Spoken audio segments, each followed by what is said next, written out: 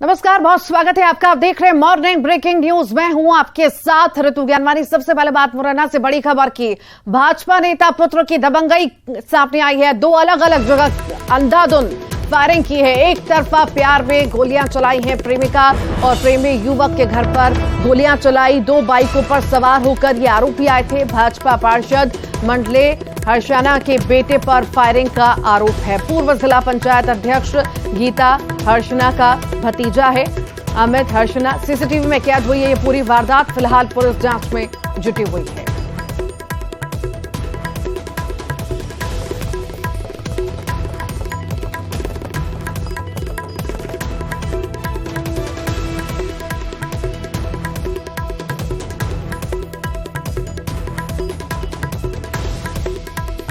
BJP नेता के बेटे की दबंगई सामने आई है। फायरिंग दिन दहाड़े ये फायरिंग की गई है। बाइक पर सवार होकर बदमाश आए और अलग अलग जगह अंधाधुंध फायरिंग इनके द्वारा की गई है। एक तरफा प्यार में गोलियां चलाना बताई जा रही है।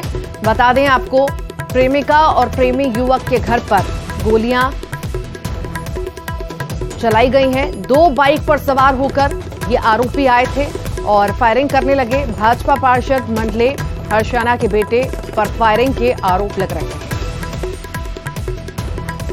बीजेपी नेता के बेटे की दबंगई का वीडियो सामने आया है। अब पुलिस सीसीटीवी के आधार पर जांच पड़ताल कर रही है। आखिर इसमें कौन कौन शामिल था और क्या है आखिर पूरा मामला। इस पूरे मामले में जांच पड़ताल लगातार जारी है। तो बीजेपी नेता के बेटे की दबंगई की ये तस्वीर आप देख रहे हैं। सीसीटीवी फुटेज सामने आया है। पूरे ही मामले में जांच पड़ताल जारी है। भोपाल से बड़ी खबर है। प्रियंका गांधी के कल ग्वालियर में चुनावी सभा होने जा रही है। राहुल गांधी का भी कार्यक्रम तय हुआ है। 8 अगस्त को शहडोल के ब्योहारी में राहुल गांधी की सभा होगी। मध्य प्रदेश में विधानसभा चुनाव प्रचार की शुरुआत करेंगे। शहडोल में गोंड और कोल जनजाति की 26 सीटों पर फोकस रहेगा।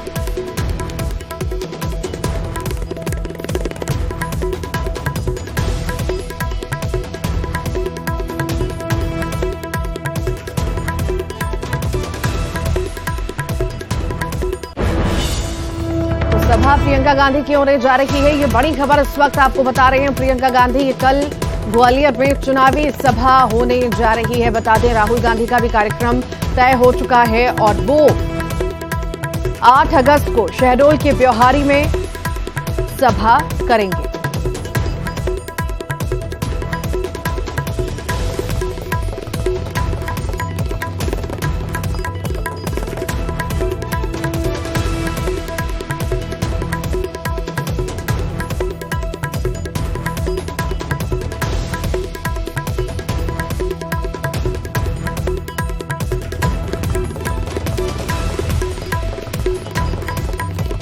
राहुल गांधी का भी कार्यक्रम तय हो चुका है। 8 अगस्त को वो आ रहे हैं और बता दें, कल प्रियंका गांधी की सभा है। ग्वालियर में ये सभा होने जा रही है। आखिर कितनी खास ये सभा होगी, किस तरह की तैयारियां हैं, इससे लेकर के हमारे साथ सहयोगी शैलेंद्र भदौरिया जुड़ गए हैं। शैलेंद्र, चुनावी साल है और तैयारियां जो हैं जोरों पर हैं सभी पार्टियों द्वारा। अब सभाओं की तैयारी भी की जा रही है। कल प्रियंका गांधी सभा करने वाली है ग्वालियर में। कितनी खास ये सभा रहेगी, कितना प्रभाव इससे पड़ेगा और कौन कौन इसमें शामिल होगा, बताइए विस्तार से। देखिए ऋतु, भले ही मध्य प्रदेश में चुनाव की तारीखों का ऐलान ना हुआ हो, लेकिन दोनों ही प्रमुख दल, राजनीतिक दल की बात करूं चाहे कांग्रेस हो या बीजेपी हो, इनके दिग्गजों ने अब मध्य प्रदेश में डेरा डालना शुरू कर दिया। एक एक करके तमाम दिग्गज जो है वो मध्य प्रदेश की तरफ रुख कर रहे हैं। और जिस तरीके से कल प्रियंका गांधी ग्वालियर चंबल संभाग के दौरे पर आ रही है। ग्वालियर चंबल संभाग वही इलाका है जहां 2018 में कांग्रेस को बहुत अच्छी सफलता मिली थी। 34 में 27 सीटों पर वहां पर कांग्रेस ने जीत दर्ज की थी। हालांकि वो बात अलग है कि सिंधिया समर्थक और सिंधिया के जाने के बाद जो है वहां पर थोड़ी सी कमी इस इलाके में सीटों को में देखने को मिली। हालांकि अभी भी वर्तमान की बात करूं तो 17 सीटें दोनों ही राजनीतिक दलों के पास हैं। बीजेपी के तमाम दिग्गज उस इलाके से आते हैं और यही कारण है कि एक बड़ी आम सभा वहां पर आयोजित की जा रही है, जिसमें मध्य प्रदेश की तरफ से अगर बात करें तो पीसीसी चीफ कमलनाथ, दिग्विजय सिंह और तमाम जो बड़े दिग्गज नेता है वो मौजूद रहेंगे। कहीं न कहीं सिंधिया और नरेंद्र सिंह तोमर के गढ़ में ये जताने की कोशिश है कि भले ही सिंधिया चले गए हों लेकिन उनकी दमखम कांग्रेस में अभी भी बाकी है। और उसकी दूसरी तरफ अगर बात करूं तो 8 तारीख को 8 अगस्त को राहुल गांधी गांधी शहडोल के दौरे पर आ रहे हैं। ये वही शहडोल है जहां पर अभी कुछ दिन पहले ही प्रधानमंत्री नरेंद्र मोदी भी पहुंचे थे और आदिवासी वर्ग के बीच में जाकर उन्होंने तमाम योजनाओं की बात की थी और जो उनके साथ बैठकर बातचीत भी की थी और भोजन भी किया था। तो उसी इलाके में अब एक बार फिर राहुल गांधी पहुंचने जा रहे हैं। यानी आदिवासी वोटों पर भी दोनों ही राजनीतिक दलों का असर है, क्योंकि ये मध्य प्रदेश के लिहाज से कहा जाता है कि जनजातीय वोट जिसके साथ जाता है सरकार उसकी बनती है। क्योंकि अगर 2018 का भी इतिहास उठा के देखें तो अधिकांश सीटों पर कांग्रेस के साथ जनजातीय वर्ग खड़ा नजर आया था और यही कारण है कि 18 में कांग्रेस ने सरकार पाई थी। और लेकिन अब 23 में आखिर क्या होने वाला है उसको लेकर दोनों ही राजनीतिक दल अब आदिवासी वोटों को साधने में जुटे हुए। तो जहां प्रधानमंत्री नरेंद्र मोदी ने सभा की थी और उसी इलाके में अब राहुल गांधी भी पहुंच रहे हैं। और जिस तरीके से हम देखें कि लगातार चाहे कांग्रेस हो या बीजेपी हो, लगातार उनके दिग्गज आ रहे हैं। अगर बीजेपी के लिहाज से देखें तो प्रधानमंत्री खुद यहाँ पर 2 से 3 दौरे इसी 2 महीने में कर चुके हैं। इसके अलावा जेपी नड्डा हो, गृह मंत्री अमित शाह हो, तो तमाम जो दिग्गज हैं अब वो धीरे धीरे करके मध्य प्रदेश आ रहे हैं और चुनाव। ठीक, बहुत बहुत शुक्रिया शैलेंद्र जानकारी को साझा करने के लिए। एक और बड़ी खबर भोपाल से, सीएम शिवराज प्रतिभाशाली छात्रों का सम्मान करने जा रहे हैं। आज बता दें सिंगल क्लिक के जरिए 25,000 की राशि ट्रांसफर करेंगे। लैपटॉप के लिए सीएम शिवराज ये राशि जारी करेंगे। भोपाल के लाल परेड ग्राउंड में कार्यक्रम का आयोजन किया जाएगा। उज्जैन के नागदा को विकास कार्यों की सौगात मुख्यमंत्री देने जा रहे हैं।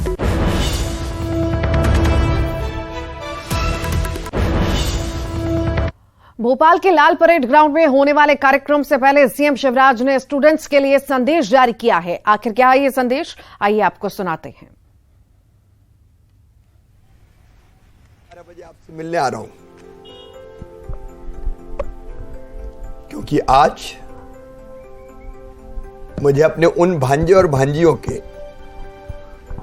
खाते में लैपटॉप के पैसे डालने हैं जो 12वीं क्लास में 75% से ज्यादा अंक लेकर आए। पैसा डालना तो एक बहाना है, मुझे तो तुमसे बात करने आना है, क्योंकि जब जब तुम्हें देखता हूं और बात करता हूं मेरा मन आनंद और प्रसन्नता से भर जाता है। मैं तुमसे बहुत प्यार करता हूं, इसलिए अनेकों योजनाएं हमारे प्रतिभाशाली बच्चों के लिए हमने बनाई है। लैपटॉप तो पढ़ाई के काम आएगा, लेकिन जो मेधावी विद्यार्थी जिनका एडमिशन अपनी मेहनत और परिश्रम से नीट के माध्यम से मेडिकल कॉलेज में, जेईई मेंस के माध्यम से चिन्हित इंजीनियरिंग कॉलेज में, या क्लेट के माध्यम से लॉ कॉलेजेज में, या अन्य प्रतिष्ठित संस्थाओं में होगा, उनकी फीस भरने का फैसला भी हमने किया है। मेरे बच्चों, मैं तुम्हारी सफलता में किसी चीज को बाधा नहीं बनने देना चाहता, इसलिए धन के अभाव में कोई बेटा बेटी अपने अध्ययन के, पढ़ाई के लक्ष्य को पूरा ना कर सके, ऐसा मैं नहीं होने दूंगा। 12 बजे फिर विस्तार से बात करूंगा। आइए मिलते हैं भोपाल के लाल परेड ग्राउंड में प्रत्यक्ष रूप से, और बाकी से वर्चुअली बात करेंगे, लेकिन तय करके आना, आगे बढ़ेंगे।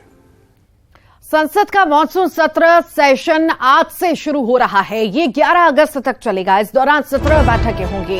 केंद्र सरकार मॉनसून सत्र में 31 बिल ला रही है, बता दें, जिसमें 21 नए बिल हैं, तो वहीं 10 बिल पहले संसद में पेश हो चुके हैं, उन पर चर्चा होगी। सबसे ज्यादा चर्चित बिल दिल्ली में अफसरों के ट्रांसफर पोस्टिंग से जुड़ा हुआ अध्यादेश है। सत्र शुरू होने से पहले 19 जुलाई को सर्वदलीय बैठक बुलाई गई। सूत्रों के मुताबिक विपक्ष की मांग पर केंद्र सरकार मणिपुर हिंसा पर चर्चा करने को तैयार हुई है और इस बैठक से एक दिन पहले सभी विपक्षी दलों ने बेंगलुरु में हुई मीटिंग में इंडिया नाम से नए गठबंधन का ऐलान किया। इसमें 26 दल शामिल हैं। विपक्षी दलों का नया गठबंधन मॉनसून सेशन में मणिपुर हिंसा, दिल्ली अध्यादेश, राहुल गांधी की सदस्यता रद्द करने जैसे मुद्दों पर केंद्र को घेरने की कोशिश करेगा। इसके अलावा यूनिफॉर्म सिविल कोड जैसे मुद्दों पर भी बहस हो सकती है।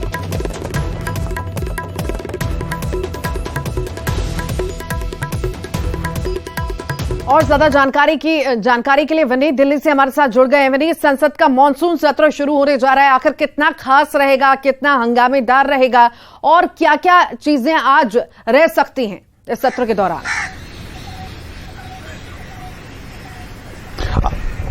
जी ऋतु, निश्चित तौर पर मैं आपको बताना चाहूंगा कि अगर हम कल सर्वदलीय बैठक की बात करें तो वहां पर सर्वदलीय बैठक के बाद जिस तरह से लगातार विपक्षी पार्टियां जो है वो मणिपुर हिंसा को लेकर के चर्चा करने की मांग कर रही थी और इसको लेकर के स्थगन प्रस्ताव देने की बात भी वो लगातार कर रही थी। तो साफ तौर पर मणिपुर में जो हिंसा की घटना में हुई है उसको लेकर के वह सदन में सत्र में जो है वो काफी छाया रहेगा। हालांकि वह सरकार के जब मंत्रियों से हमने बात की तब उनका साफ तौर पर कहना था कि वो इस पर चर्चा करने के लिए तैयार है, लेकिन यहाँ पर पेच जो है ऋतु यहाँ पर यह फंसता है कि आखिरकार चर्चा किस तरह से हो। सरकार का यह कहना है कि वह नियम के अनुसार चर्चा करने के लिए तैयार है। एक और बड़ी बात यहां पर मैं आपको बताना चाहूंगा कि विपक्षी पार्टियों का कहना है कि प्रधानमंत्री नरेंद्र मोदी जो है वो इस पर बयान दे। हालांकि सरकार का यह कहना है कि इस पर नियम के अनुसार चर्चा होगी और जो इसका नोडल एजेंसी है, जो मणिपुर हिंसा को जो पूरी तरह से सुपरविजन कर रहा है, नोडल एजेंसी जो है वो गृह मंत्रालय है। तो हो सकता है कि सरकार की ओर से जो पेशकश की जा रही है कि गृह मंत्री अमित शाह जो है वो इसको लेकर के बयान देंगे। तो क्या इस पर विपक्षी पार्टियां जो है वो संतुष्ट होंगी? अगर संतुष्ट नहीं होंगे तो मुश्किल है कि सदन की कार्रवाई जो है वो सुचारू तौर पर चले। इसके साथ ही साथ मैं आपको बताना चाहूंगा कि विभिन्न राज्यों के अपने अलग अलग मुद्दे हैं, इसको लेकर के भी चर्चा जो है वो सदन में होगी। जिस तरह से हम लगातार अपने दर्शकों को बता रहे कि दिल्ली का जो ऑर्डिनेंस में है उसको लेकर के भी जो आम आदमी पार्टी के जब हमने सांसदों से बात की तब उन्होंने खासा नाराजगी जताई और उन्होंने कहा कि जिस तरह से केंद्र सरकार जो है वो लोकतंत्र को चलने का काम कर रही है वो बर्दाश्त नहीं किया जाएगा, उसके खिलाफ। ठीक, बहुत बहुत शुक्रिया विनीत जानकारी को साझा करने के लिए। महाराष्ट्र के रायगढ़ जिले के खालापुर तहसील के इरशालवाड़ी गांव में बड़ा हादसा हुआ। यहां की एक बस्ती भूस्खलन की चपेट में आ गई। रात को सोते वक्त कई लोगों पर काल का हमला हो गया। मलबे में 48 परिवारों के फंसे होने की आशंका है। आधी रात को हुए इस हादसे के बाद रेस्क्यू ऑपरेशन भी जारी हुआ और अब तक 5 शव निकाले जा चुके हैं। साथ ही कुल 27 लोगों को सफलतापूर्वक निकाला जा चुका है। इनमें 2 से 3 छोटे बच्चे भी शामिल हैं। इस जगह पर कई बचाव दल काम कर रहे हैं। बता दें आपको, बचाव कार्य युद्ध स्तर पर चल रहा है और अन्य फंसे हुए लोगों को निकाला जा रहा है। शुरुआती जानकारी के अनुसार गांव का 90% हिस्सा मलबे में समा गया। तो वहीं महाराष्ट्र के सीएम एकनाथ शिंदे घटनास्थल पर पहुंच गए हैं।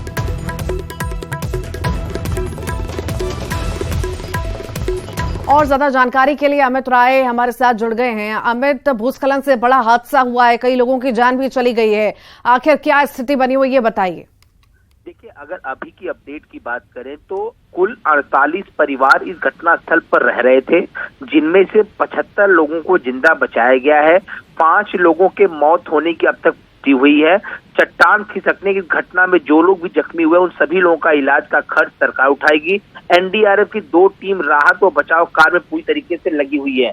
मैं आपको बताऊं कि देर रात जो है ये हादसा हुआ है लैंडस्लाइड का और एनडीआरएफ की टीम जो है लगातार मौके पे मौजूद है। मुख्यमंत्री एकनाथ शिंदे, उनके साथ साथ मंत्री उदय सामंत, गिरीश महाजन और दादा भूसे भी मौके पहुंचे हुए हैं। यहाँ से महाराष्ट्र की जो मंत्रालय से जो डिजास्टर मैनेजमेंट का जो यूनिट है वहां पर उप मुख्यमंत्री अजीत पवार बैठे और लगातार स्थिति पे जायजा ले रहे हैं। देवेंद्र फडणवीस भी जो है लगातार जायजा ले रहे हैं और अमित शाह ने जो इस पूरे मामले पे एकनाथ शिंदे से बात की है, अब पूरी तरीके से स्थिति का जायजा लेकर पूरी तरीके से मदद का आश्वासन दिया है। मैं आपको बताऊं कि ये जो हादसा हुआ है वो देर रात हुआ है और सबसे बड़ी बात यह है कि कच्ची सड़क जो है वो रेस्क्यू। ठीक, बहुत बहुत शुक्रिया अमित। जशपुर से बड़ी खबर है, पेड़ पर फांसी से एक लटकी मिली है किसान की लाश। घर से खेत जाने के लिए किसान निकला था। पत्थलगांव पुलिस मामले की फिलहाल जांच में जुटी हुई है। पत्थलगांव थाने के ताकर गांव की ये घटना आपको बता रहे हैं, जहां पर पेड़ से लटकी हुई किसान की लाश मिली।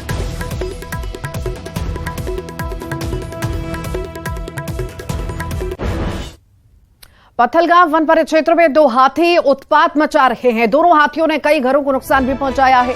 बता दें, घर में रखे अनाज को भी हाथियों ने खाया। हाथियों के उत्पात से ग्रामीणों में दहशत का माहौल बना हुआ है। हाथियों से दूर रहने की वन विभाग लगातार अपील कर रहा है।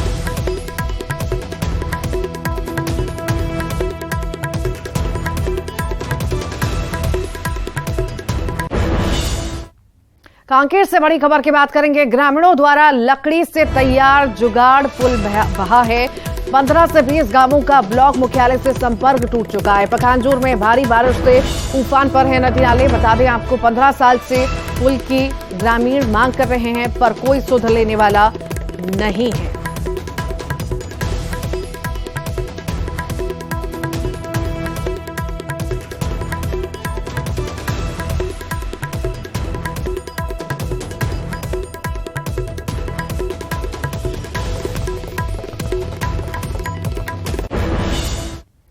सुकमा से बड़ी खबर की बात करते हैं। लगातार बारिश से उफान पर है मलगेर नदी। गादीरास में पुल के ऊपर से पानी बह रहा है। गादीरास से आधा दर्जन गांव का संपर्क टूट चुका है।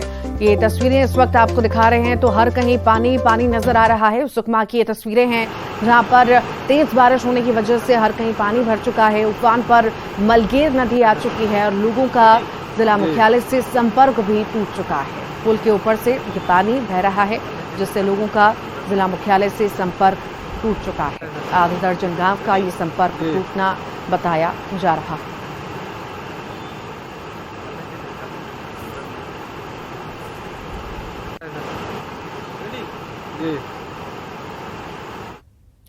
नर्मदा का जलस्तर बढ़ा है। भारी बारिश से ये जलस्तर बढ़ा है। बरगी डैम के गेट भी खोले गए हैं। बरगी बांध के 5 गेट खोले गए हैं। बता दें आपको, लगातार जलस्तर हर कहीं बढ़ रहा है। भारी बारिश की वजह से जनजीवन पूरी तरह से प्रभावित नजर आ रहा है।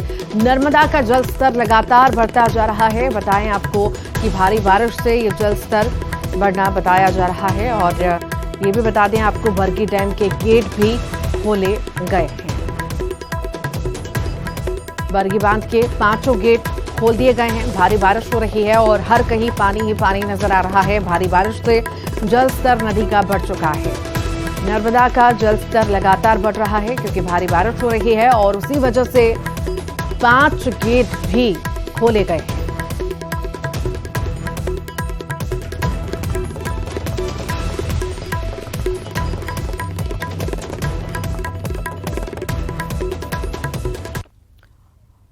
और इसी के साथ ही मॉर्निंग ब्रेकिंग न्यूज में फिलहाल के लिए इतना ही।